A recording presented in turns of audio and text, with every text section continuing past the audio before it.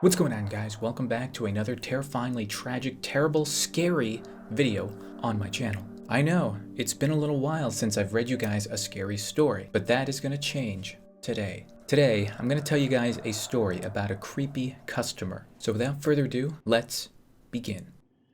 It was an average day at her father's convenience store. Delilah was working there part-time to make some money while attending her local high school. It wasn't much, but it was something, and she was happy to be able to make money while helping her family. One day, during one of her shifts, Delilah was mopping a section of the floor when a customer walked in. She heard the bells on the front door jingle and greeted them. "Welcome to McLeod's," she called out, but no one answered back. Delilah continued mopping. She didn't have a clear view of the front door, so she couldn't see who had just walked in. Curious, she put the mop down and slowly walked over. She had to pass several aisles of stock to see the front door. As she got closer, she couldn't help but feel slightly nervous. When she got to the corner of the last aisle, she slowly peeked her head around.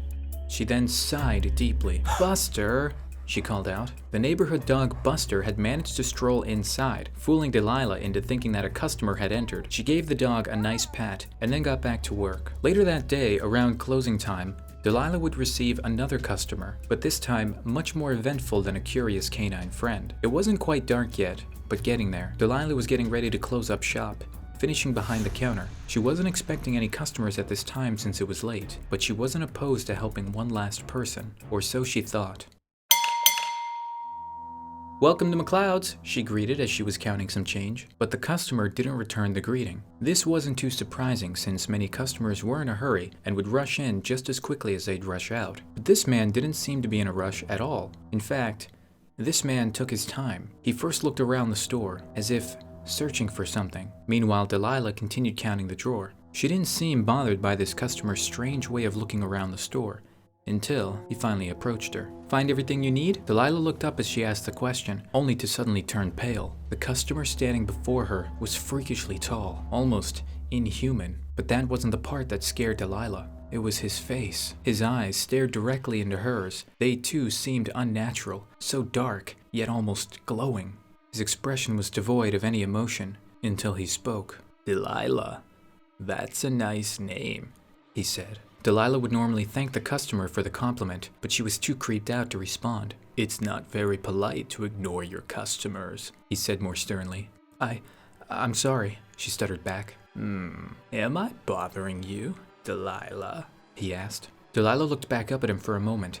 She didn't want to anger him and make the situation worse. "No, not at all. We're just closing soon, so if you have everything you need..." "What time do you close?" he asked, cutting her off. "Around now." "Now is not a time. What time do you close?" Delilah quickly looked down at her register to see the time. 8:47, she blurted out. 8:47? Bit of a strange time to close, isn't it? You're not lying to me now, are you, Delilah? Sorry? I said, you're not lying to me, are you? I hate it when people lie to me. "No, of course not. I hate it too," she nervously responded. The strange man sighs, and then reaches into his pocket and pulls out a quarter. He tosses it into the air and slaps it down onto the counter with his hand. "Call it."